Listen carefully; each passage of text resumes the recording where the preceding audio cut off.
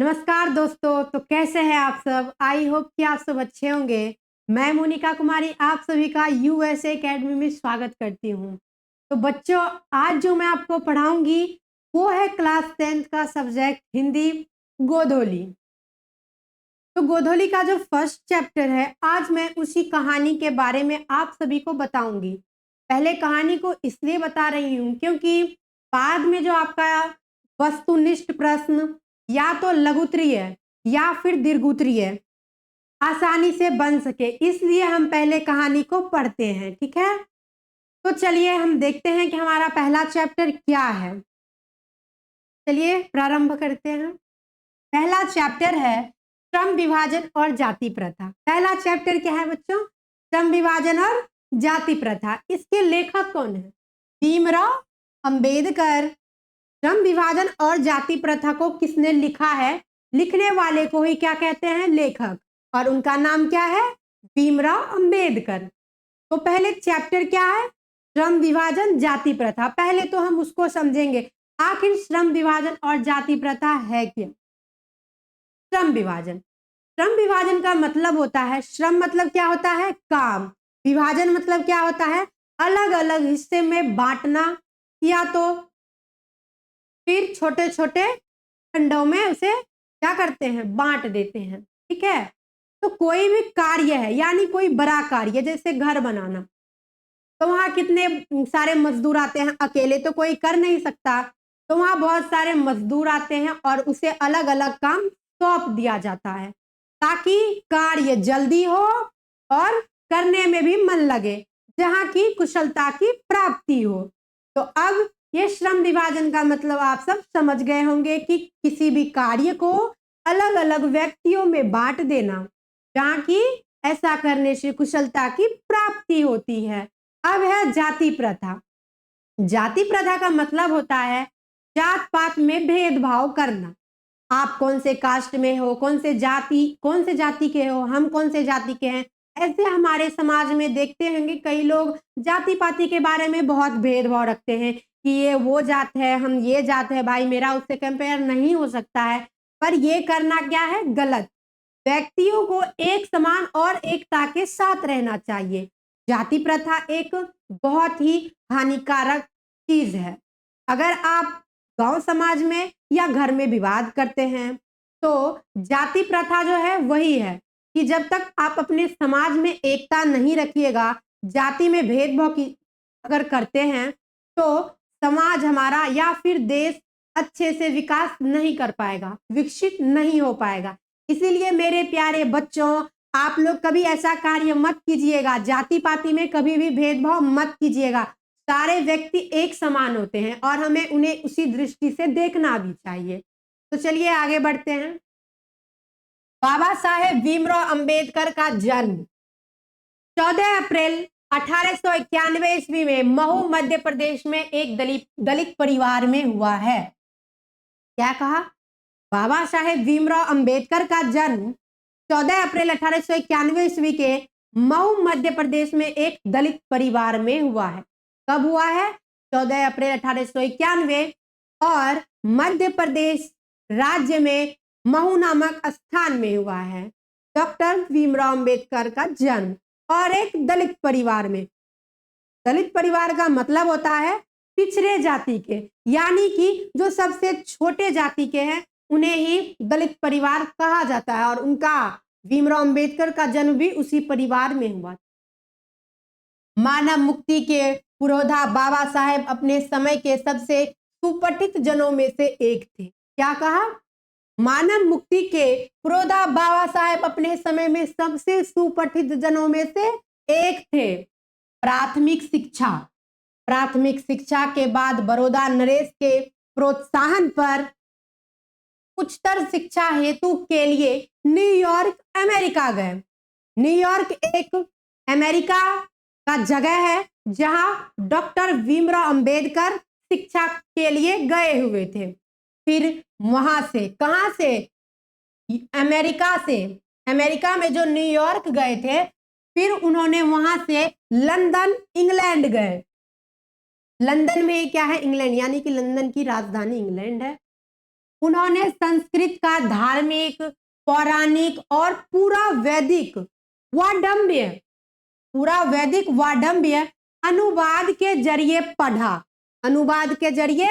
पढ़ा और ऐतिहासिक सामाजिक क्षेत्र में अनेक मौलिक स्थापनाएं प्रस्तुत की। क्या कहा, हम इस लाइन को पुनः पढ़ते हैं, ध्यान से सुनिए कि उन्होंने संस्कृत का धार्मिक, पौराणिक और पूरा वैदिक वाडम्य अनुवाद के जरिए पढ़ा, ऐतिहासिक सामाजिक क्षेत्र अनेक मौलिक स्थापनाएं प्रस्तुत की। बच्चों, यहाँ पे ऐतिहासिक का अर्थ क्या हुआ, मतलब क्या हुआ? आपके पिताजी आपको कभी कभी मतलब ऐसे कहानी सुनाते होंगे जो उन्होंने किया होगा तुम्हारे उम्र पे होने पे। तो आपके जो पूर्वज हैं यानी कि पिता, दादाजी, परदादा किसे बोलते हैं? दादा के पिता को, ठीक है। तो वो लोग अपने समय में क्या किए, कैसे रहते थे, कैसे कार्य करते थे, वो सब चीजें आपको कभी कहानी सुनाते होंगे, ठीक है। तो बीती हुई घटनाओं को ये क्या कहते हैं? इतिहास, ठीक है। और दूसरा क्या है? सामाजिक मतलब होता है समाज। आपके आसपास जो गांव, घर, मोहल्ले हैं वो समाज है। उस समाज में घटी हुई घटनाओं को भी भीमराव अंबेडकर बताते हैं कि आखिर हमें समाज में किस ढंग से चलना चाहिए और समाज में किस ढंग के व्यक्ति होते हैं। इसी जानकारी को हम क्या कहते हैं? सामाजिक क्षेत्र में अनेक मौलिक स्थापनाएं प्रस्तुत की। सब मिलाकर वे इतिहास, मीमांसक, विधिवेता, अर्थशास्त्री, समाजशास्त्री, शिक्षावेदी तथा धर्म दर्शन के व्याख्याता बनकर उभरे। क्या कह रहे हैं? सब मिलाकर वे इतिहास, मीमांसक, विधिवेता, अर्थशास्त्री, समाजशास्त्री, शिक्षावेदी तथा धर्म दर्शन के व्याख्याता बनकर उभरे, ठीक है। स्वदेश में कुछ समय उन्होंने वकालत की भी पढ़ाई की।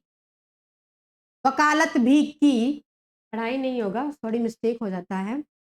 तो आइए बताते हैं हम फिर से। स्वदेश में कुछ समय उन्होंने वकालत भी की।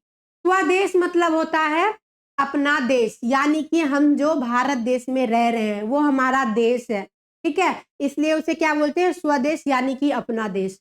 और उन्होंने खुद के ही देश में रहकर वकालत की।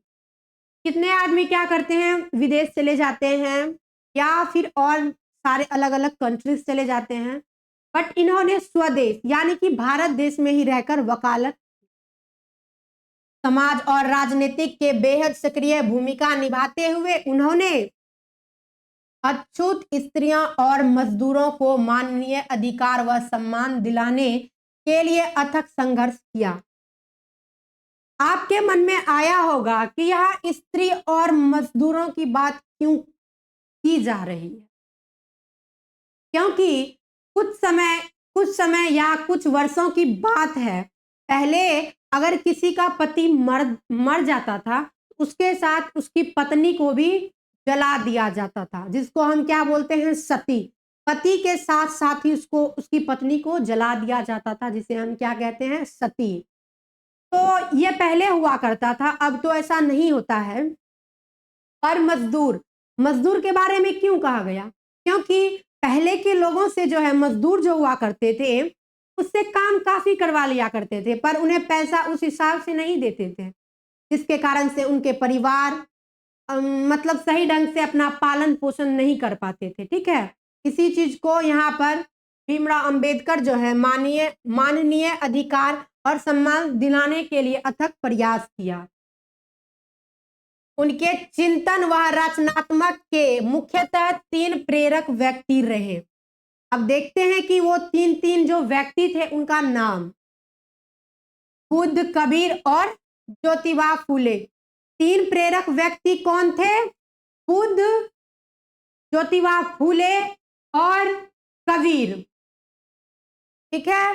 भारत के संविधान निर्माण में उनकी महती भूमिका और एक निष्ठ समर्पण के कारण ही हम आज उन्हें भारतीय संविधान का निर्माता कहकर श्रद्धांजलि अर्पित करते हैं। दिसंबर 1956 ईस्वी में दिल्ली में बाबा साहेब का निधन हो गया। अब आपसे सवाल करेगा कि बाबा साहेब भीमराव अंबेडकर जो हैं उनका निधन कब और कहां हुआ?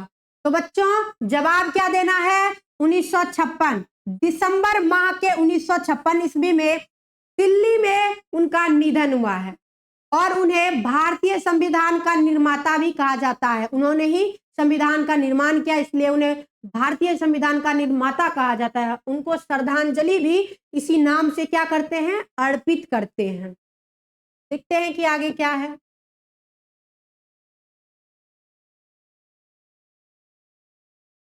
बाबा साहेब ने अनेक पुस्तकें लिखी, उनकी प्रमुख रचनाएं एवं भाषण हैं।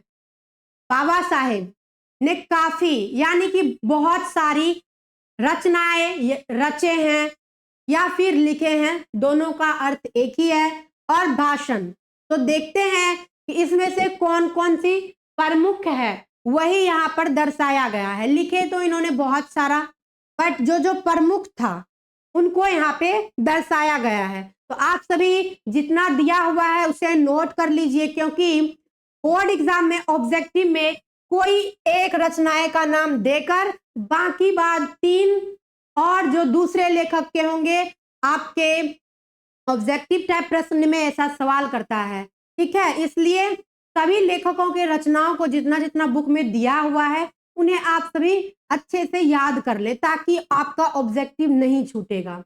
तो चलिए देखते हैं कि हमारा प्रमुख रचनाएं कौन कौन सा है। The castes in India, their mechanism, genesis and development, the untouchables, who are they, who are Shudras, Buddhism and communism, Buddha and his Dhamma, starts on linguistic status, the rise and fall of the Hindu women, annihilations of caste आदि। मतलब और सभी हैं, आदि अगर लग जाए तो मतलब और भी हैं, लेकिन यहाँ पर प्रमुख रचनाएं दर्शाए गए हैं।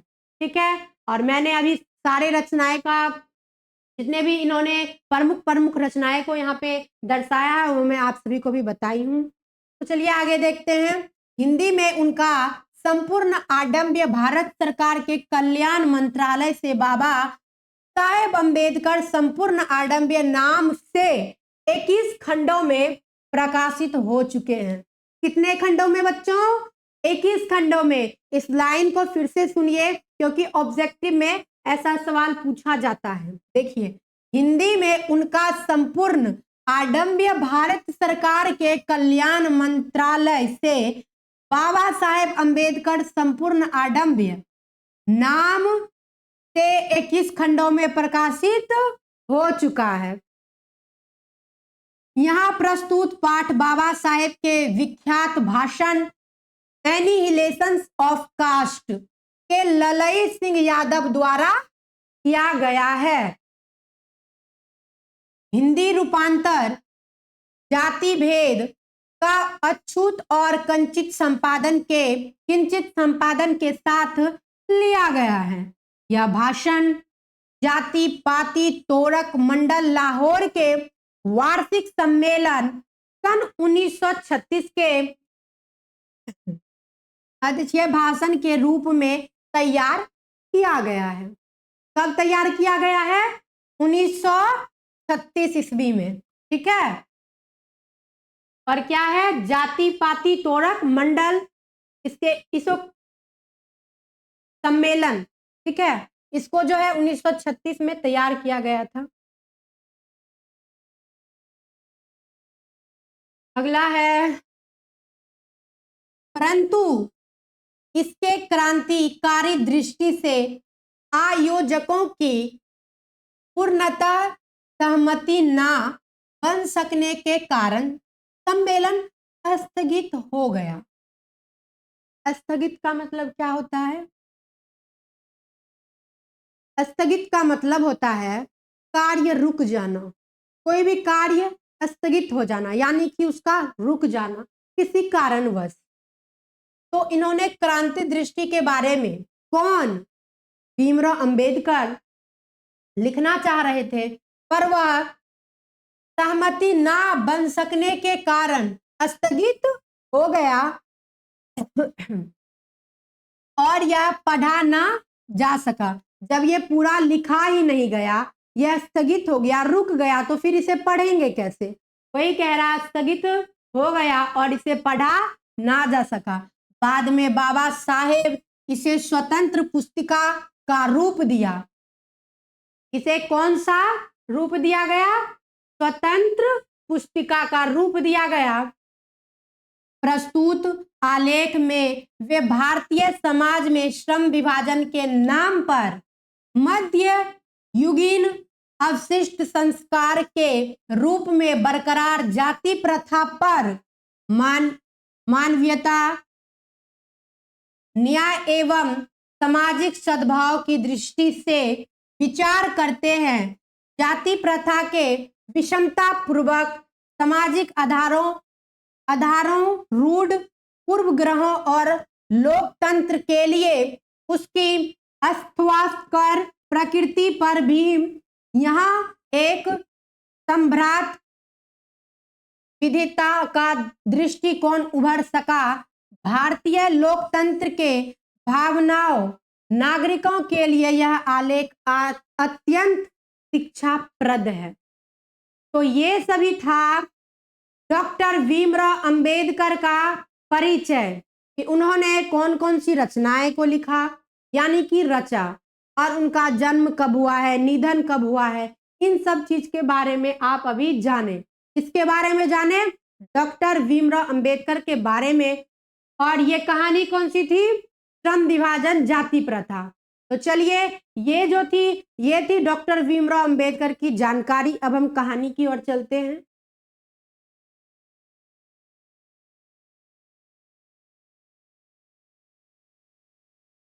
यह आडंबर्य की ही बात है कि इस युग में भी जातिवाद के पोषकों की कमी नहीं है।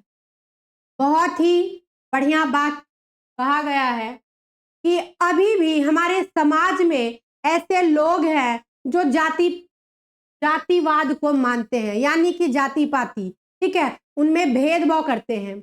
लेकिन ये नहीं करना चाहिए, ये गलत है, ठीक है। ये समाज के लिए, गांव के लिए, या फिर आने वाली पीढ़ी के लिए बुरा प्रभाव हो सकता है। इसके पोषक कई आधारों पर इसका समर्थन करते हैं, और कई लोग जो हैं जाति प्रथा को अगर किसी ने गलत कह दिया, यानी कि भेदभाव कर रहे हैं, तो कितने लोग उनके समर्थन भी करते हैं। ये नहीं उन्हें बताना चाहिए कि भेदभाव एक गलत चीज है। हमें व्यक्तियों को एक समान समझना चाहिए, भेदभाव जाति के तौर पर नहीं करना चाहिए। लेकिन कितने लोग होते हैं जिनको इस चीज के बारे में जानकारी नहीं होता है, इसका बुरा प्रभाव पड़ सकता है, वो लोग क्या करते हैं? समर्थन करते हैं।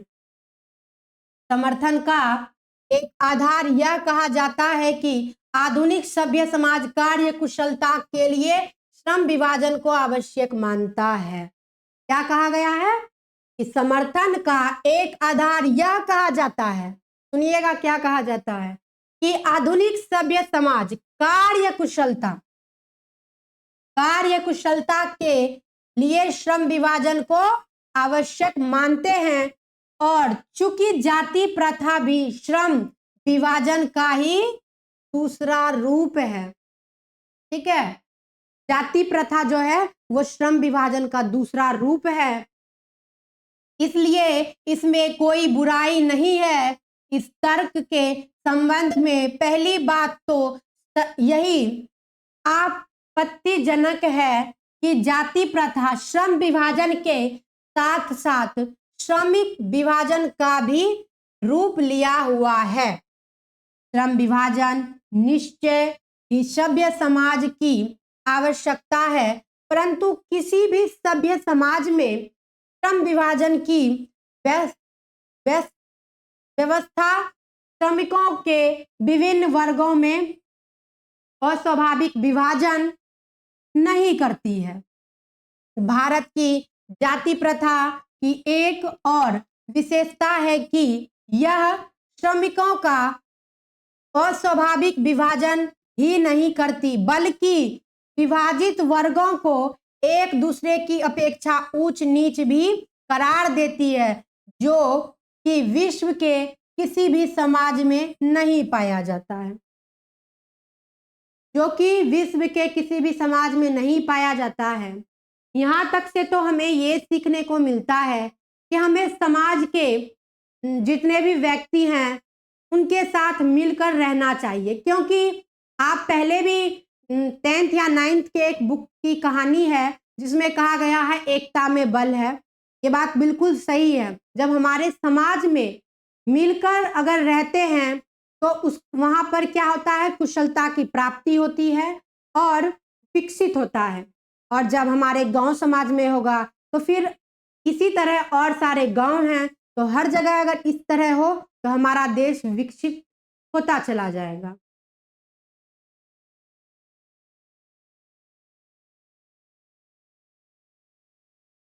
जाति प्रथा को यदि श्रम विभाजन मान लिया जाए तो यह स्वाभाविक विभाजन नहीं है, क्योंकि यह मनुष्य की रुचि पर आधारित नहीं है। क्या कह रहे हैं कि जाति प्रथा को यदि श्रम विभाजन मान लिया जाए तो यह स्वाभाविक विभाजन नहीं है, क्योंकि यह मनुष्य के रुचि यानी कि इच्छा, रुचि मतलब होता है इच्छा, पर आधारित नहीं है। कुशल व्यक्ति या सक्षम श्रमिक समाज का निर्माण करने के लिए यह आवश्यक है कि, आवश्यक क्या है देखिए, कि हम व्यक्तियों की क्षमता इस सीमा तक विकसित करें। हम व्यक्तियों की क्षमता इस सीमा तक विकसित करें जिससे वह अपने पैसा या कार्य का चुनाव स्वयं कर सके।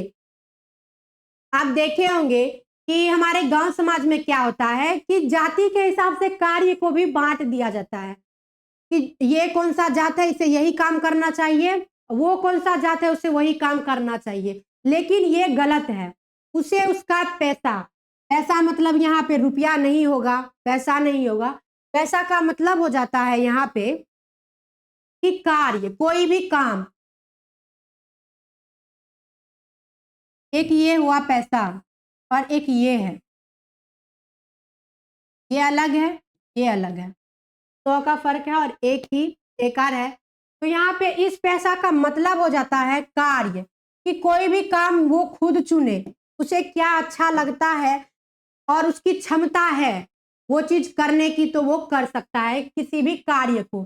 इसलिए क्या कह रहा है कि पैसे या कार्य को चुनने की स्वयं अधिकार मिलनी चाहिए।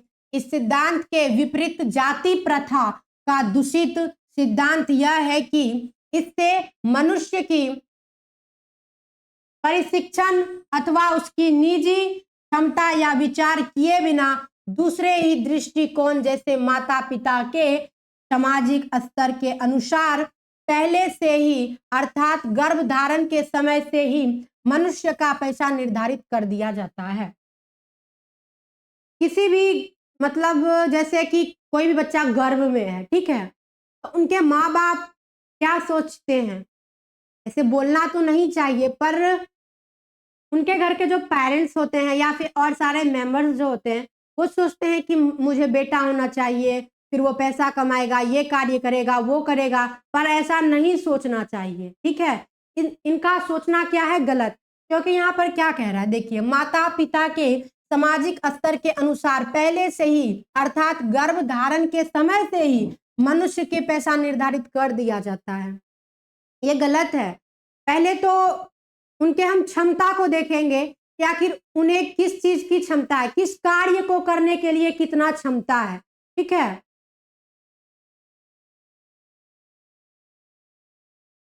आगे कह रहा है कि जाति प्रथा पैसे का दुष्पूर्ण पूर्ण निर्धारण ही नहीं करती, बल्कि मनुष्य को जीवन भर के लिए पैसा में बांध भी देती है।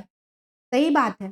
अगर आप किसी भी कार्य को करने लगते हैं या मान लीजिए कहीं काम कर रहे हैं तो आपका क्या होगा, उसी में जीवन यापन होने लगेगा। कोई भी मजदूर है जो कि ईंट वगैरह को मतलब ढोते हैं या घर बनाने में मदद करते हैं, मज़दूर होते हैं, वो क्या करते हैं अगर उस काम को करने लगे, फिर उसी में उसे बाँध दिया जाता है कि तुम अब जीवन भर यही करोगे, इसी से मतलब अपने परिवार का पोषण करोगे। पर ऐसा नहीं करना चाहिए, ये गलत है, ये हमारे समाज पर अथवा परिवार पर बुरा प्रभाव पड़ता है, ठीक है? उन्हें जो है अपने से स्वयं से ही पैसा चुनने का अधिकार देना चाहिए।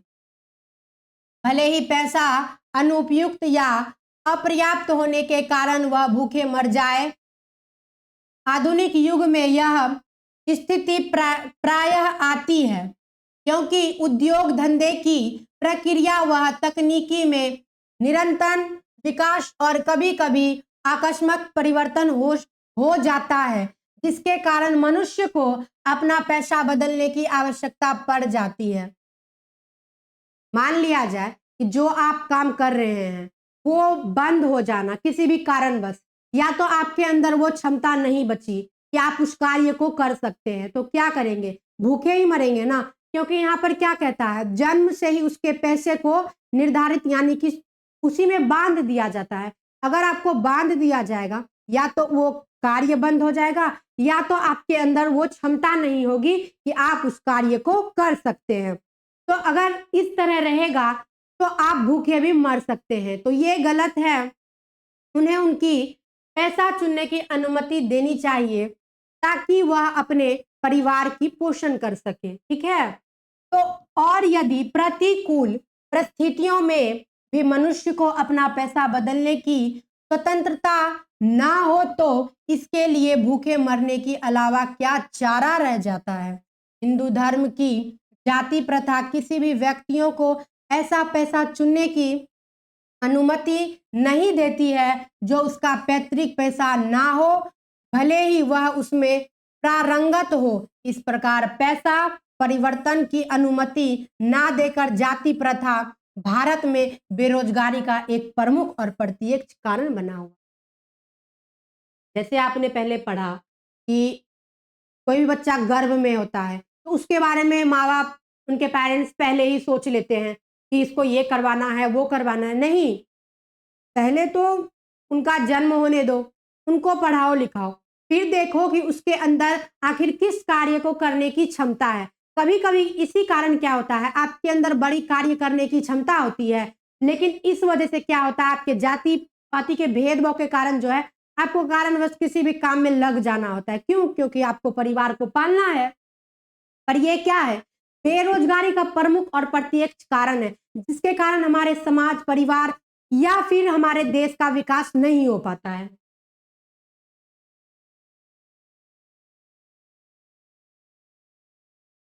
इस प्रकार हम देखते हैं कि श्रम विभाजन की दृष्टि से ही जाति प्रथा गंभीर दोषों से युक्त है। जाति प्रथा का श्रम विभाजन मनुष्य की स्वेच्छा पर निर्भर नहीं करता है। जब उसे स्वयं से कार्य चुनने की अधिकार ही नहीं दी गई है, वो और कर भी क्या सकता है? वो तो हमारे लिए गंभीर समस्या बन सकती है। तो मनुष्य की व्यक्तिगत भावना तथा व्यक्तिगत रुचि पर इसमें कोई स्थान अथवा महत्व नहीं रहता। इस आधार पर यहाँ क्या कह रहा है सुनिएगा, मनुष्य की व्यक्तिगत भावना तथा व्यक्तिगत रुचि का इसमें कोई स्थान अथवा महत्व नहीं रहता। महत्व कहाँ से रहेगा? अगर आपके अंदर अभी यहाँ क्या कहा गया कि जन्म से ही निर्धारित कर दिया जाता है। अब आपके अंदर है कि आप डॉक्टर बन सकते हैं, इंजीनियर बन सकते हैं, पायलट बन सकते हैं, लेकिन आपको क्या कह दिया जाता है? नहीं भाई, ये मज़दूरी करके कमाएगा। हमारे पूर्वज जो हैं, वो मज़दूरी करते हुए आए हैं, तो इसे भी क्या करना चाहिए? मज़दूरी। वो तो बेरोज़गारी का कारण बनेगा ही, पर ऐसा नहीं करना चाहिए। उसकी क्षमता देखिए कि वो क्या-क्या कर सकता है, कहाँ तक कर सकता है। इसलिए इस आधार पर इस आधार पर हमें यह स्वीकार करना पड़ेगा कि आज के उद्योग में गरीबी और उत्पीड़न इतनी बड़ी समस्या नहीं है, जितनी यह कि बहुत से लोग निर्धारित कार्य को और रुचि के लिए केवल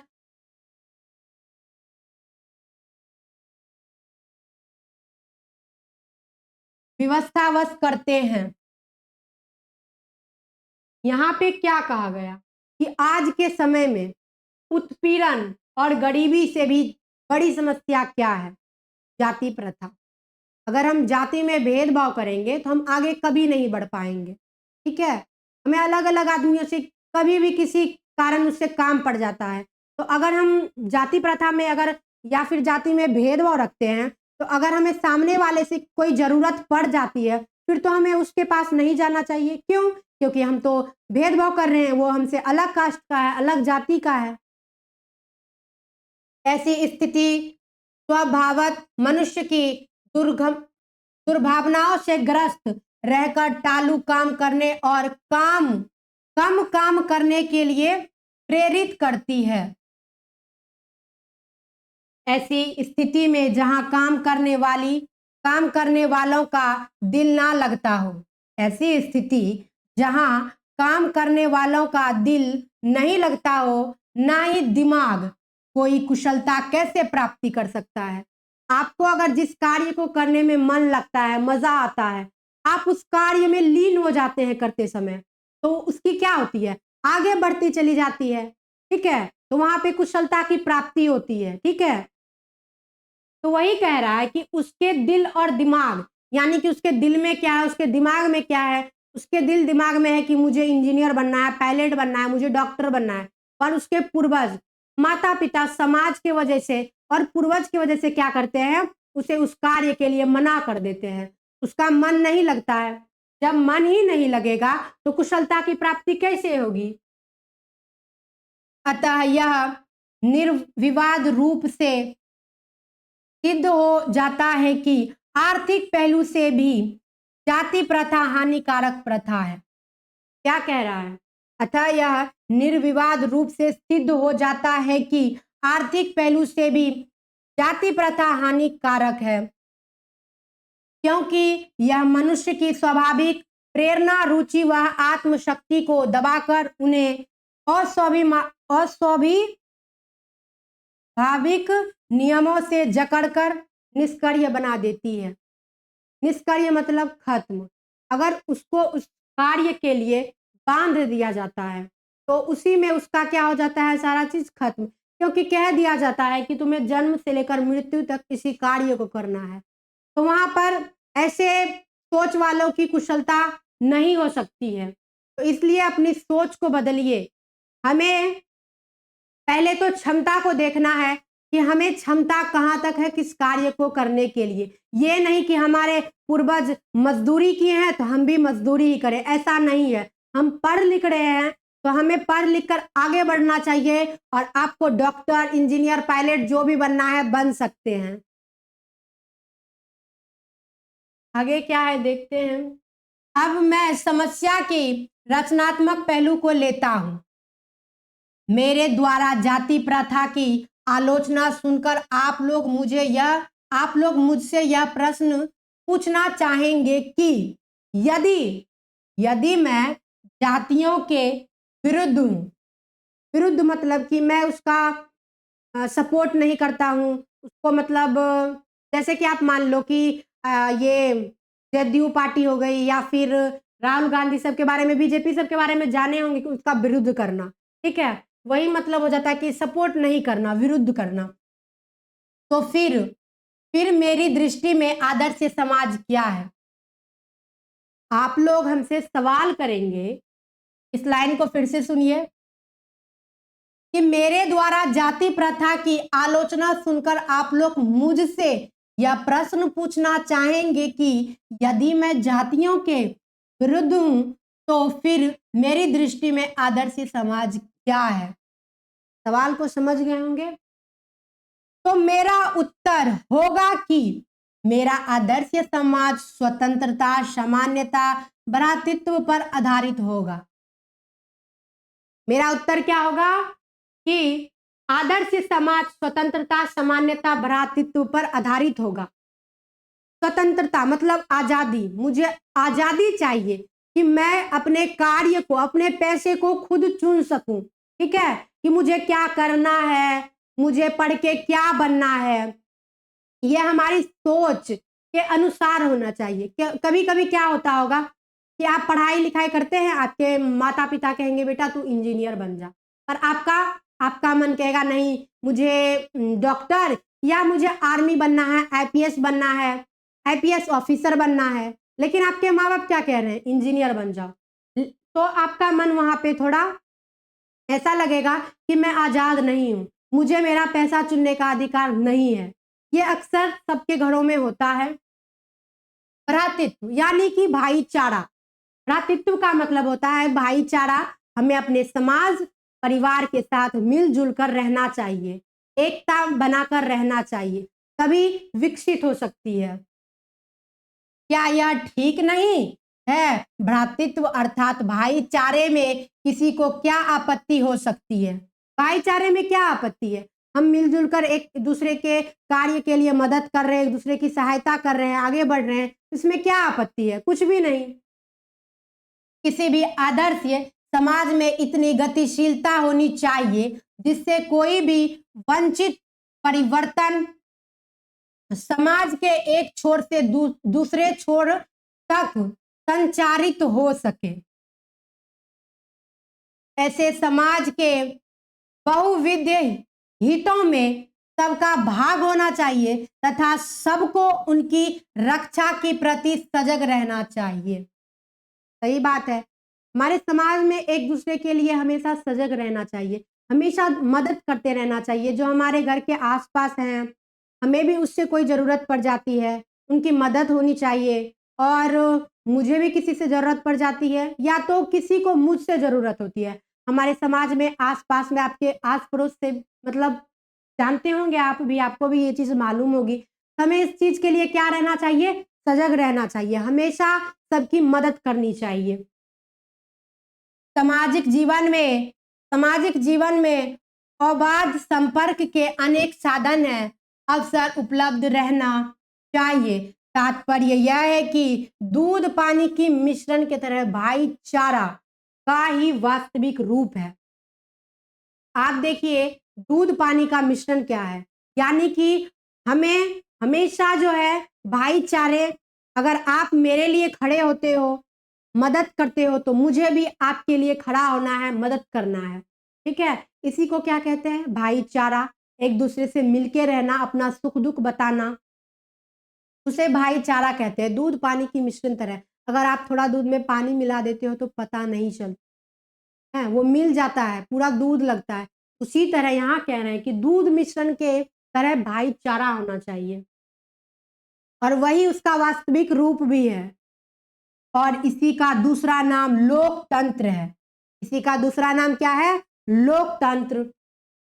क्योंकि लोकतंत्र केवल शासन की एक पद्धति ही नहीं, लोकतंत्र मूल्यतः सामूहिक जीवनचर्या की एक रीति तथा समाज के सम्मिलित अनुभवों के आदान प्रदान का नाम है, जिसमें यह आवश्यक है कि अपने अपने साथियों के प्रति श्रद्धा व सम्मान का भाव रखना चाहिए।